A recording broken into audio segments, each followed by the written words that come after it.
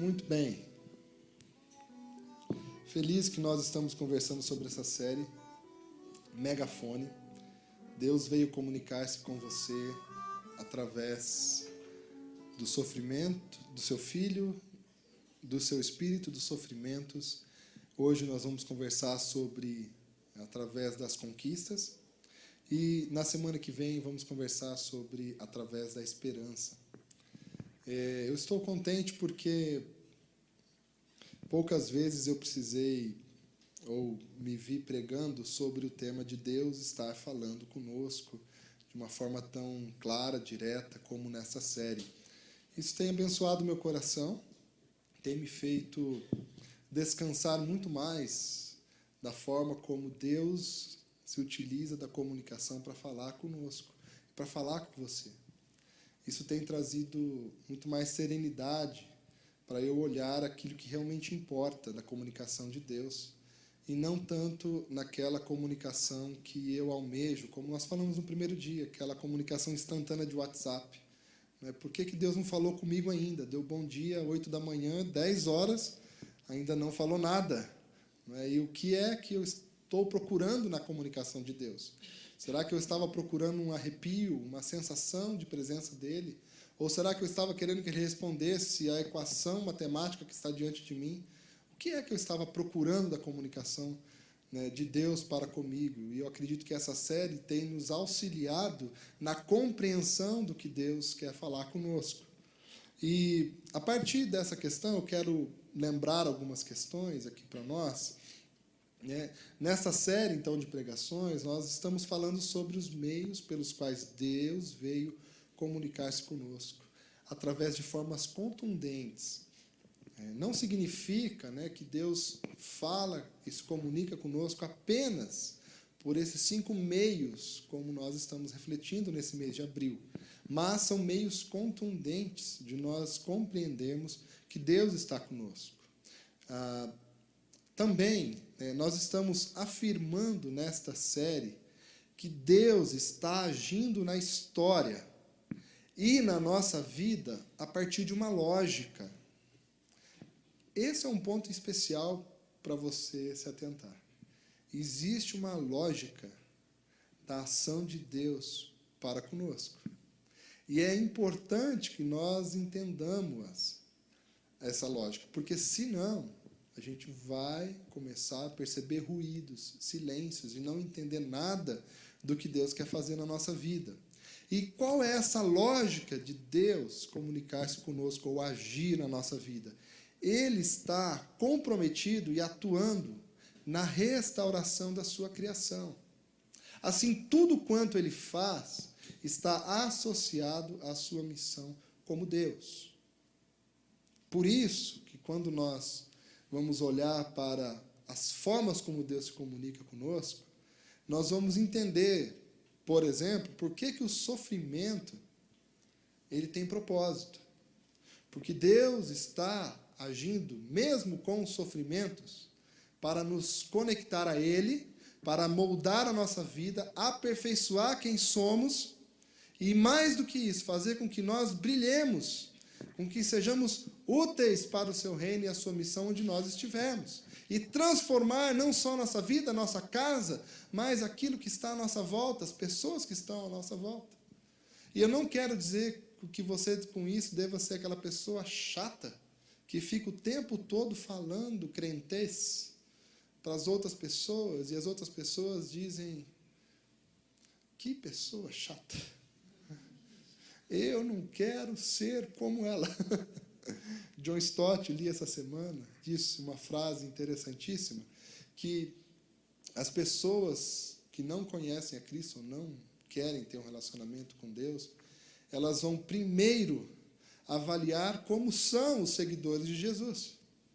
E se elas acharem interessante, elas falam assim, olha, talvez eu considere ouvir o que Jesus tem a dizer. Porém, se ela ouve ou vê um seguidor de Jesus e muitas vezes eu vejo alguns e falo, meu Pai do céu, livrai-me do mal, Como diziam as crianças, livrai-me do mal, amém. Mas, porque é difícil John Stott vai dizer, então, que as pessoas vão ler os cristãos e talvez se interessar ou rejeitar quem é Jesus. Queira nós que seja assim ou não, mas é a verdade. Então, Deus sim quer nos colocar na missão, mas não para sermos os chatos, mas para brilharmos, para que a nossa vida seja para as outras pessoas um atrativo delas dizerem assim, puxa, eu quero conhecer esse Deus, ele está fazendo diferença na sua vida.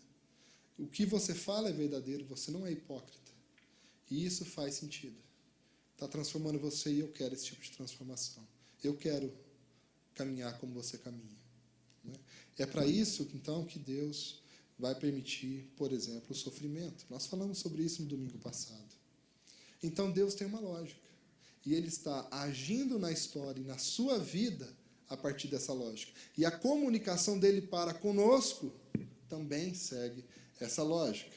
Assim, vejam o que Alan Hirsch, um pastor australiano que eu gosto muito, vai dizer a respeito desse encontro entre quando Deus quer algo, ou seja, Ele agindo na sua lógica, e quando nós nos colocamos, então, no caminho em que conecta a nossa vida com a vontade dEle. Ele diz, a igreja, quando está em conformidade com o seu real chamado, ou seja, a comunicação de Deus que nos chama a viver de uma forma, quando fala a mesma linguagem que Deus, ele diz, é de longe a maior força poderosa para a mudança transformacional que o mundo já viu. Eu acredito piamente de que quando a igreja quando ela consegue moldar a sua vida, as suas atitudes, dentro da vontade de Deus, daquilo que Deus quer fazer, não existe agência, não existe coletivo, não existe nenhuma instituição mais forte do que a igreja para a transformação das pessoas, da sociedade e dos lugares em volta do mundo. Quando a igreja se submete à vontade de Deus, compreende a comunicação e vive em consonância com Deus, ela é poderosíssima. Bill Hybels, um pastor da Willow Creek, lá nos Estados Unidos, uma igreja imensa, que tem ministérios para lideranças, não só de cristãos, mas liderança que chama Summit, por todas as partes do mundo.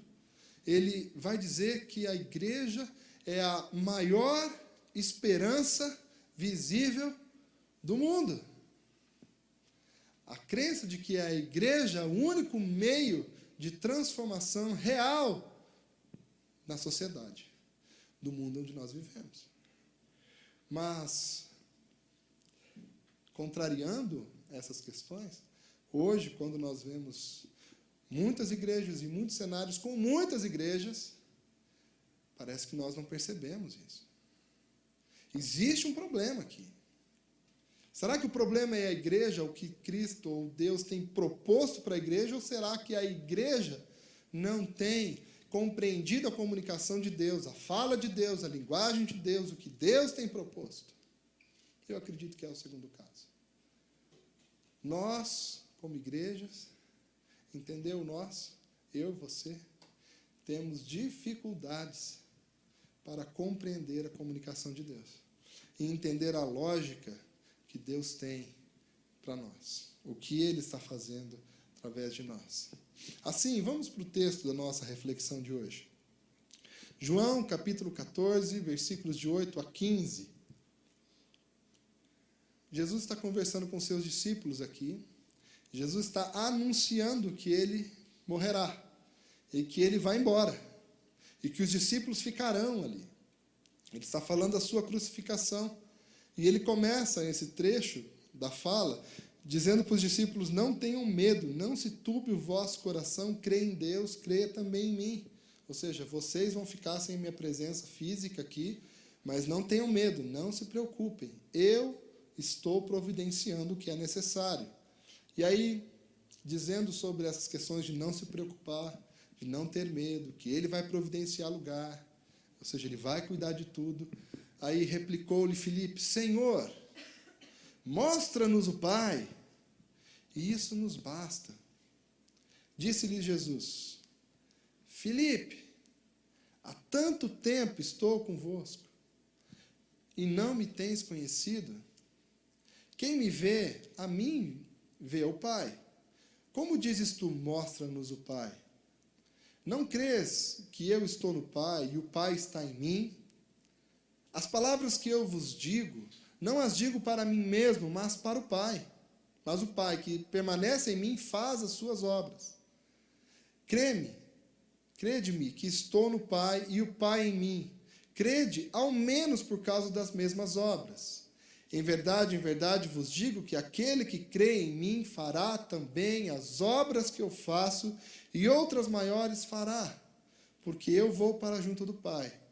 E tudo quanto pedirdes em meu nome, isso farei, a fim de que o Pai seja glorificado no Filho. Esse é o texto que vai concluir aqui. Se me pedirdes alguma coisa em meu nome, eu o farei. Se me amais, guardareis os meus mandamentos. Esse é um texto importante para a nossa reflexão e eu quero começar a expor esse texto mostrando um pouquinho de nós e vamos perceber isso no mesmo texto. Nós hoje vivemos num mundo ensimesmado, né? Você concorda comigo? Que quando a gente fala do tema de hoje, conquistas, a gente de alguma forma pensou um pouquinho assim, o que eu já conquistei na vida, né? E eu não sei se sua lista de patrimônios é muito grande, ou se soma aí o cachorro, o gato, 2 trocas de roupa, mochila velha, sapatos para andar, mas talvez você tenha acumulado listas de coisas culturais, experiências que você teve na vida. Mas, em geral, quando nós falamos de conquista, nós falamos o que eu já conquistei. E como isso comunica, como Deus comunica comigo através disso. Mas nós vivemos nesse mundo individualista, como coloco aqui o individualismo possessivo, que nos assola e nos deixa cegos. Porque muitas vezes nós estamos muito focados em conquistar, em ter êxito, em ter vitórias, mas essas vitórias, essas conquistas, esses êxitos, baseado em mim e no que eu quero, que eu acho importante para a minha vida. Se por um lado a gente pode olhar para isso e falar assim, olha, não é tão ruim assim, né? Não é bem oposto ao que Cristo está propondo eu cuidar dessas conquistas, do que eu quero para a minha vida. Se por um lado tem alguma base aí boa, por outro lado a mentira e o engano estão bem próximos. É interessante como a gente observa isso, né? Como mentira e verdade têm uma base muito parecida, né? E facilmente a gente pode cair num engano, numa mentira. Sim, o Senhor quer que você cuide de você, tenha condições de viver, que você adquira conhecimentos, tenha bens que vai, sim, facilitar a sua vida, te dar condições de melhorar. Porém, esse não é o propósito de Deus para você. Não foi para isso que Deus te criou. Tampouco não foi para isso que Ele te encheu de talentos, dons, capacidades, inteligências, espírito, pessoas, prédios. Não foi para este fim em si mesmo que Deus criou você para viver. De forma que, eu preciso dizer isso, se você tem vivido para conquistar as coisas para você, você está andando na contramão da lógica de Deus. E não adianta continuar a viver assim e pedindo, Senhor, me abençoe. Senhor, continue a me dar a renda que eu tenho e um pouco mais. Né? O M1, né? E o M1 linha. Né, Senhor, eu preciso disso e um pouco mais para que eu alcance os meus objetivos? Senhor, me ajude nos meus planos, na minha execução, porque não está em concordância com a lógica de Deus. Deus sim quer te dar vitórias. Deus vai facilitar e vai ajudar você, vai te dar forças, vai te dar intelecto e vai empurrar você às vezes que você não consegue. Mas entenda, se Ele fizesse isso apenas para você mesmo estar bem, você acredita que isso concordaria com o Deus que se revela na palavra? Sinceramente, honestamente, você acredita que o Deus que está revelado na Bíblia é desta forma? Ele vive para nos manter confortáveis com as nossas conquistas? Porque na leitura bíblica, o Deus que se revela ali não é assim. Na verdade, ele facilita em vários momentos a história do seu povo, em outros momentos coloca o seu povo em cada enrascada, debaixo de dominações, e é debaixo dessas dominações que ele manifesta o seu nome e o mundo o conhece. Na Babilônia, através de Daniel, por exemplo, ele arrasou com o seu povo, e alguns líderes ficaram ali debaixo do rei, de uma outra nação que não o conhecia, e o testemunho de Daniel fez com que aquele líder daquela nação grandiosa conhecesse a Deus e se dobrasse diante dele. Deus estava fazendo missão através mesmo da devastação do seu povo. Interessante, não é? Isso já nos leva para o pensamento que sim, tudo que Deus tem colocado nas suas mãos, queridos e queridas, é e deve cooperar para a missão dele de restaurar a sua criação. Nós somos mordomos, nós recebemos, nada é nosso, não levamos nada conosco quando morremos. Por quê? Porque isso é transição, é meio pelo qual Deus quer restaurar a nossa vida e das pessoas que estão à nossa volta. Agora, como é que nós lidamos com isso? Como é que nós lidamos com a nossa conta bancária? E eu sei, parece já papo das igrejas da teologia da prosperidade. Lá vai ele pedir todo o dinheiro. Lembra que eu falei? A mentira e o engano, né, estão muito próximos da verdade. A base usada nessa teologia da prosperidade das igrejas que ficam pedindo dinheiro é a mesma base que a Bíblia está dizendo sobre como nós devemos lidar com as nossas conquistas. Porém, a aplicação, você percebe para que fim é? E é no fruto que nós conhecemos a árvore. Porque essas igrejas estão cada vez mais em si mesmadas na mesma coisa que nós estamos falando aqui. Deixa de ser uma pessoa e passa a ser a instituição, que só pensa em si, construir patrimônio para si e aumentar o reino próprio, não o reino de Deus. A mesma base, mas totalmente tendenciada no engano. Agora, para Deus, tanto viver individualmente para si mesmo, quanto institucionalmente para si mesmo, não concorda com a lógica dele e do que ele quer favorecer para que a gente tenha conquistas. Então, atente-se para o perigo.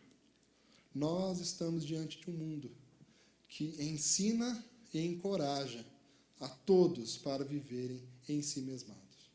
E é tão fácil convencer as pessoas que nem é tão explícito. Não precisa ter cursos dizendo, seja um em si mesmado. Né? Isso está em todos os lugares te formando assim. Certamente ninguém iria, né? Eu não quero ser, mas na prática, nós somos assim. Então, atente-se para esse grande perigo que está diante de nós. E eu digo, está diante de você. Está diante de pastores, estava e está diante de mim. Por exemplo, ser um pastor em que pregue, ensine e trabalhe para que o meu nome seja reconhecido. Nós vivemos na época de gurus, você já percebeu? Como as pessoas seguem um líder, um pregador, e o nome dele é exaltado, e quando termina o culto, quem é elogiado? O pastor. Quem deve ser elogiado quando termina um culto? Jesus Cristo. É Ele quem tem que brilhar em todas as nossas práticas. Se vocês saírem daqui falando, nossa, ele pregou bem, não. Eu sou o humilhado, Cristo é o exaltado. Ele é quem faz acontecer. É Ele quem tem que receber toda a glória, todo o louvor da nossa parte. Nós temos que lembrar disso. Seguindo, olha o que Filipe disse para Jesus. Senhor, mostra-nos o Pai, e isso nos basta. Olha a necessidade de satisfação própria. Mostra. Parece muitas vezes que nós queremos dizer, Senhor, me dê a vitória, me mostra a conquista, e eu vou ficar satisfeito, como se o fim fosse em mim mesmo. E é exatamente isso que Filipe estava colocando e expressando diante de Jesus. O fim em mim mesmo, me mostra o Pai e eu vou ficar satisfeito. É isso que me interessa, é isso que eu estou procurando. Eu quero a satisfação para a minha vida. E Jesus foi muito bondoso ao responder para ele que Filipe não é bem assim. Eu estou com vocês e vocês não têm desfrutado, mas vocês não perceberam que eu estou no Pai, o Pai está em mim, a fim de que o Pai seja glorificado e que vocês obedeçam o mandamento dele? Ou seja, Filipe, eu não vou mostrar o Pai para que vocês fiquem satisfeitos, parados, contemplando e estancando o movimento de restauração da criação de Deus. Não vou fazer isso, mas olhe para mim, ande comigo. Se você me ama, vocês vão obedecer os meus mandamentos. Jesus está sempre colocando os discípulos dos seus seguidores em movimento, não para si mesmo, mas para a direção que ele está caminhando e levando todos nós para a restauração da criação. Olha que interessante o que o Alan Hirsch vai dizer, então, sobre, nesse livro, Caminhos Esquecidos, a respeito das conquistas, e eu vou dar só um exemplo, não vou fazer uma lista de todas as conquistas que Deus já permitiu à igreja dele no mundo, mas olha esse caso, que coisa interessante. Ele começa esse livro colocando duas perguntas. Quantos cristãos vocês acham que existiam no ano 100 depois de Cristo? Ou seja, Jesus nasceu, os estudiosos vão dizer, no ano -4. Porque isso foi cravado lá no Império Romano, o ano 0, né? Mas depois de estudarem, falaram assim, possivelmente, né, a margem de erro foi a que venceu. Então, ele estava possivelmente -4. E aí, à medida que ele foi crescendo, começou seu ministério aos 30 anos, depois de 70 anos, né, que ele começou o ministério, quantos cristãos existiam? Quantos vocês acham? E a segunda pergunta. E quantos cristãos vocês acham que existiam pouco antes de Constantino entrar em cena? Ou seja, em 310 depois de Cristo. Depois de 210 anos, antes de Constantino transformar o cristianismo como religião oficial do império. Quantos cristãos? E ele responde.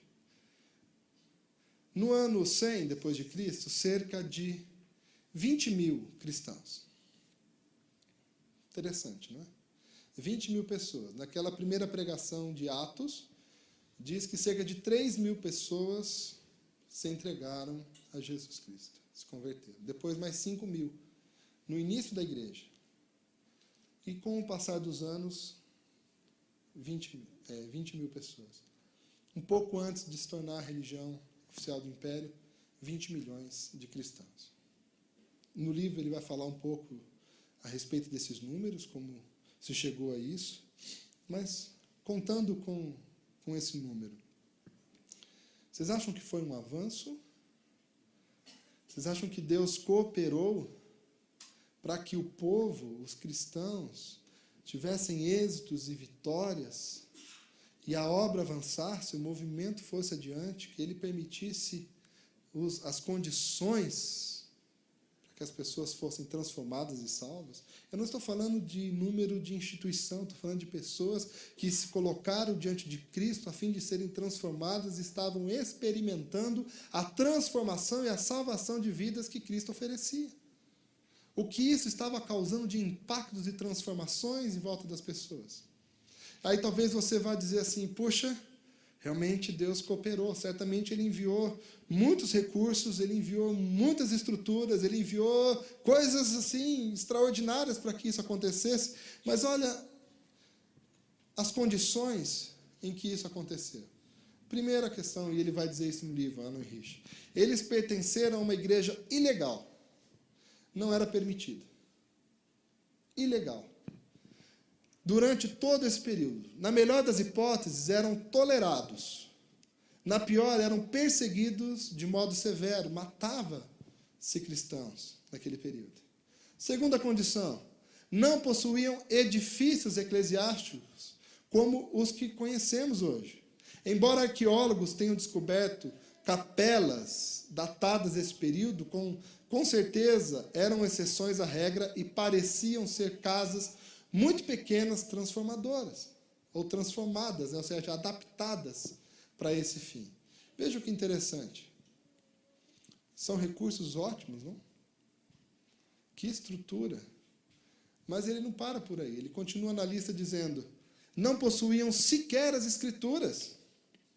O livro fechado, como a conhecemos hoje. Estavam reunindo ainda o cânon nesse período. Eles estavam ainda em análise nos líderes que eram respeitados sobre quais das cartas, escritos que tinham ali entre eles, quais de fato eram verídicas, quais deveriam ser consideradas de fato inspiradas por Deus. Mas parece que está complicando, não? Não possuíam uma instituição ou forma profissional de liderança, geralmente associada a ela. Sabe instituição para formar líderes? Uma FGV, um INSPER, né? Pode falar outras, PUC, Mackenzie, que formassem líderes para essa instituição crescer de forma exponencial, focadas na apresentação do Evangelho. Em tempos de relativa calma, os elementos protótipos da instituição apareciam, porém, de acordo com as considerações, com o que consideramos instituições hoje, elas eram, no melhor das hipóteses, pré-institucionais. E ainda não possuíam cultos sensíveis aos que buscavam, grupos de jovens, grupos de louvor, seminários, comentários bíblicos, bíblias de estudo, folhetinhos, né, revistas de escola dominical, material em PDF para grupo pequeno, WhatsApp de grupos, para facilitar, local com ar-condicionado, data show, som de qualidade, né, cafezinho. Na verdade, eles dificultavam a união à igreja. Por volta do final do século II, os convertidos ambiciosos tiveram que passar por um importante período de iniciação para provar que eram merecedores de serem cristãos. Ou seja, pessoas que vinham e falavam assim, eu quero ser cristão. Eu falava assim, calma aí. Você acha que é assim, bagunça, né? É bagunça, então. É querer e então é cristão. Hoje em dia, a gente, ao contrário, né? Parece que as pessoas vêm, a gente se submete, se ajoelha, compra um anel com diamante, fala, aceite ser cristão, por favor, eu sirvo você durante 5 anos, te busco todos os domingos, né? Levo para casa, com um cafezinho, bolinho ali na canto, né? Para facilitar, para que, quem sabe, você se torne cristão.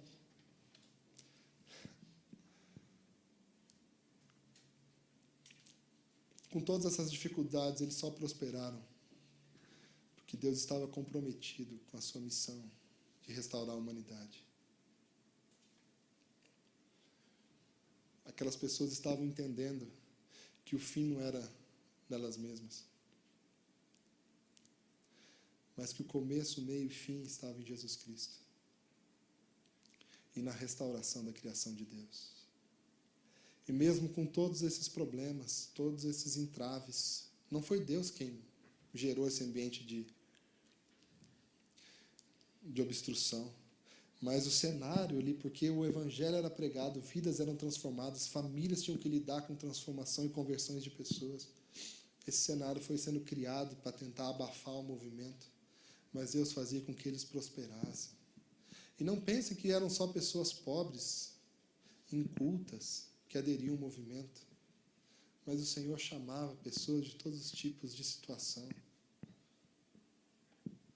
Líderes capacitados, poderosos, que se ajoelhavam diante de Cristo e falavam: Tu és o meu Senhor.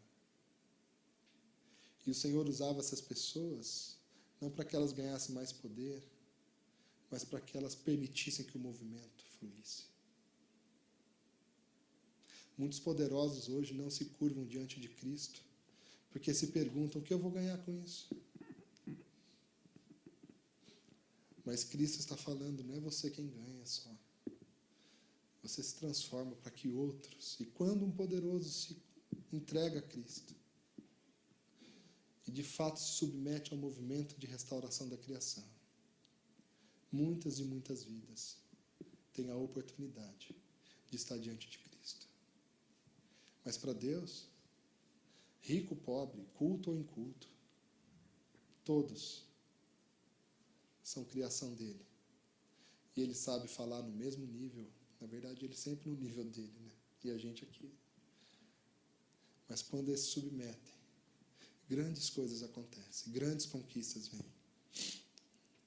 Mas tudo bem, se você tem se fechado, outros vão se abrir para a ação do Espírito, para a ação de Cristo e para que a igreja prospere. Olha que interessante no texto que nós lemos a respeito das grandes conquistas. Jesus vai dizer para os seus discípulos: em verdade vos digo que aquele que crê em mim fará também as obras que eu faço, e outras maiores fará, porque eu vou para junto do Pai. Eu quero muito conscientizar você de que Deus quer te dar vitórias, Deus quer te dar conquistas, onde você estiver, no seu trabalho, no seu empreendimento, na sua família. Mas lembre-se, porque Ele está interessado em fazer com que o que você faz, o que você realiza, o que você quer empreender, sirva para que cumpra aquilo que Ele começou a fazer em direção às pessoas. E Ele está dizendo isso aqui: creia que vocês farão coisas como eu faço e coisas ainda maiores do que as que eu faço. Ainda nós vamos perceber que ele vai dizer o seguinte: os pedidos de ajuda que nós temos diante dele. Ele diz: e tudo quanto pedires em meu nome, isso farei, a fim de que o Pai seja glorificado no Filho. Se me pedirdes alguma coisa em meu nome, eu farei. E é daqui que nós aprendemos a terminar a nossa oração, dizendo: em nome de Jesus, amém. É aqui que nós aprendemos com Jesus de que nós deveríamos orar falando: Senhor, em nome de Jesus, amém. Mas olha o contexto em que ele está dizendo isso, dizendo: olha, se vocês pedirem qualquer coisa que vá cooperar para que você faça as coisas como eu faço e coisas ainda maiores, ou seja, que estejam dentro da missão de restaurar a criação, vejam, peçam em meu nome e eu darei. Peçam em meu nome e eu farei acontecer. E muitas vezes nós não estamos pedindo nesses propósitos, nós estamos pedindo para nós mesmos, para nós sermos enriquecidos, engordados, vivemos no luxo, no conforto, enquanto o Senhor está compromissado em responder às nossas orações para que a obra de restauração continue.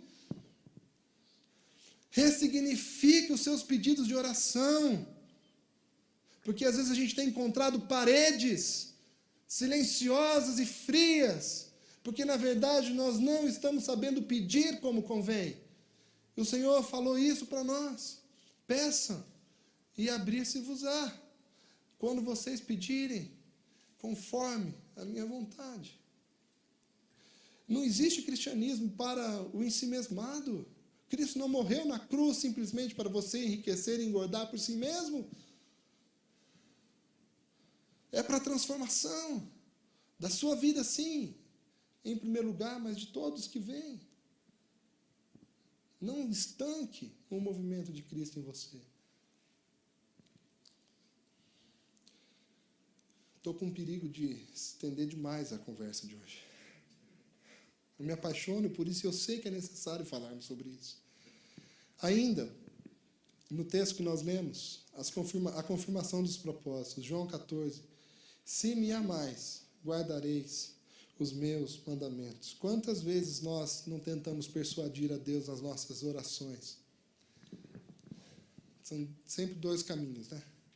Ou a gente tenta convencer a Deus mostrando como nós estamos precisando, e a gente até ora assim, Senhor, eu preciso tanto, né? Eu estou sofrendo tanto, Senhor, o Senhor está vendo. E às vezes a gente se ajoelha e chora, tentando falar assim, olha Deus, como eu sou um coitado, eu preciso da sua ajuda. Essa é uma forma da gente tentar convencer a Deus do nosso pedido. A outra forma, qual que é? Quando a gente tenta pelo merecimento, né? Senhor, eu te obedeci a semana inteira. A gente encurrala Deus na parede e fala, Senhor, o Senhor sabe como eu tenho dado conta. Sou bom, falo bem, ajudei pessoa lá no semáforo essa semana. Dei oferta, tenho dado dízimo, Senhor. Leio a tua palavra. Sei que o Senhor me ajudará agora, na minha luta. É a hora de retribuir o meu favor. Vocês acham que Deus vê isso como? Todos os dias, a gente se aproximando dele assim. E a gente vai e fala assim, eu te amo, Senhor, tanto no sofrimento quanto no merecimento. E ele fala assim, olha, queridos, eu só estou falando uma coisa para vocês. Se vocês me amam, guardem os meus mandamentos. Em outras palavras, bem resumidamente, vivam na missão que eu estou vivendo, de restaurar a criação. Vivam nela. Você me ama? Viva nela. Está precisando de ajuda? Viva na minha missão. Porque quem está na missão não está passando por necessidades. Viva na minha missão. Vem no bonde, vem no movimento. Nunca falta comida à mesa do Senhor. Quem está comigo à mesa, come, se farta. Então, a gente precisa parar de buscar as nossas conquistas pessoais por esse caminho da comiseração como do merecimento. O Senhor já está cansado de lidar com o ser humano, viu, gente? Não é só essa geração. São todas as gerações se aproximando dele dessa forma. E alguém precisa dizer, para, gente! Hey! Eu quero concluir colocando para vocês uma canção que abençoa muito meu coração, do Sylvester Kuhlman, que chama Milagre. Ele diz o seguinte, quero ler e depois vamos ouvir juntos. Ele fala assim, eu vejo milagres. Se você puder, entenda os milagres como as conquistas, as vitórias de Deus para a sua vida. Olha que interessante. Eu vejo milagres a todo momento, se o meu coração for grato e atento. O pão sobre a mesa, um filho que chega, o sol é a certeza do amor de Deus.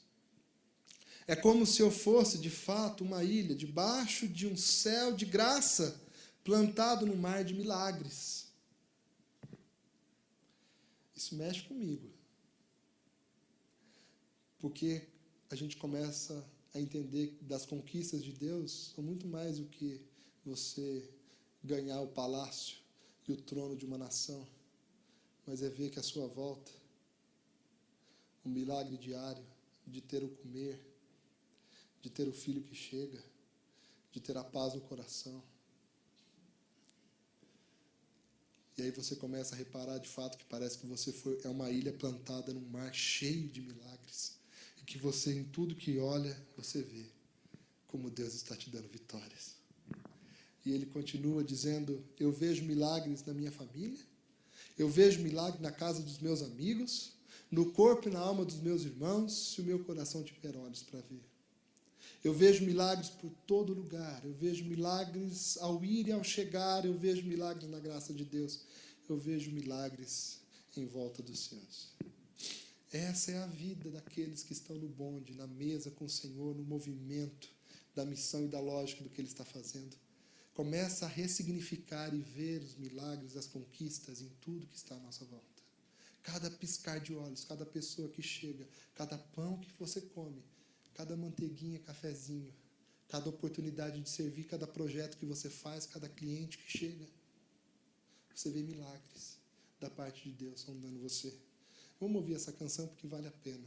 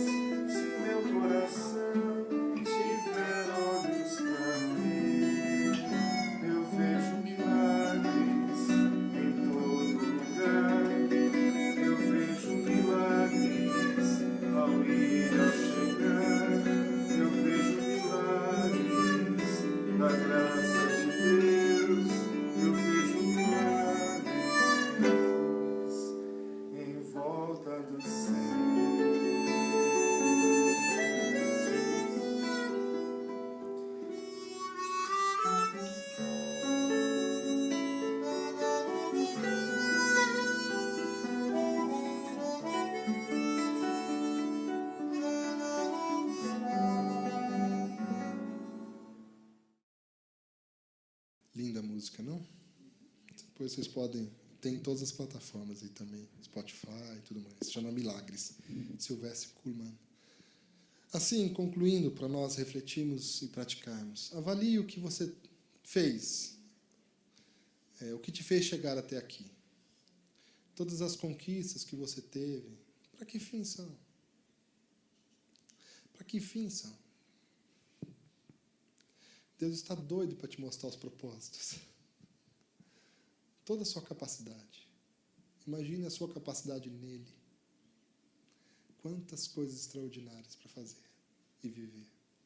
Ainda, agradeça a Deus, pois Ele foi seu provedor principal. Foi Ele quem te deu ar todos os dias. Só aí já seria impossível viver sem o ar, sem Ele ter construído tudo para nós vivermos, o palco da vida. Agradeça a Deus. Terceiro, reveja os propósitos de Deus em ter lhe permitido tais conquistas. Você dê a oportunidade de repensar hoje, nessa semana, tudo que você tem nas suas mãos. Como isso pode ser colocado em função de Deus? Sim, com sabedoria, né, gente? Não, ninguém está falando de você sair e depositar isso na mão do outro, não. Dizem que se você pegasse todo o dinheiro do mundo e colocasse na mão das pessoas pobres, certamente depois de uns anos voltaria tudo para a mão dos ricos de novo. Como se eles não tivessem, porque eles já desenvolveram as habilidades para reter o dinheiro e os outros não. Interessante? Então, mas seja sábio, mas especialmente no movimento que Deus está fazendo de restaurar a criação dele.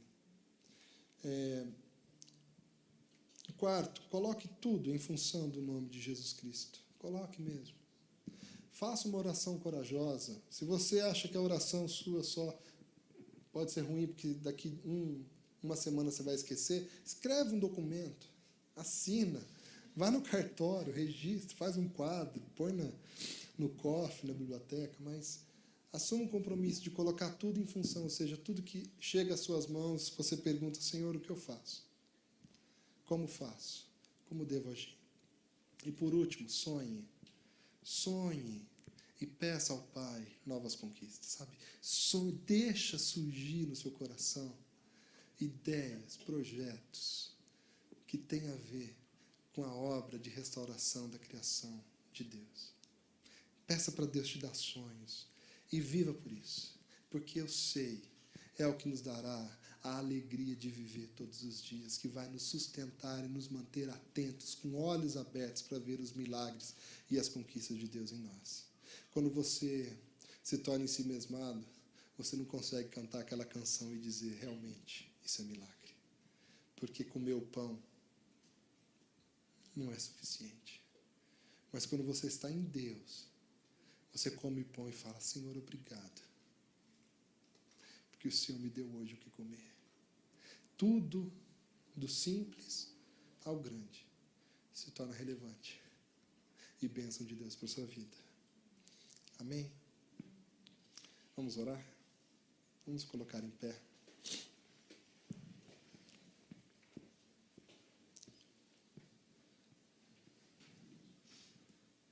Senhor, nós estamos felizes por mais esse tempo de reflexão a partir da Tua Palavra e das coisas que nós estamos vivendo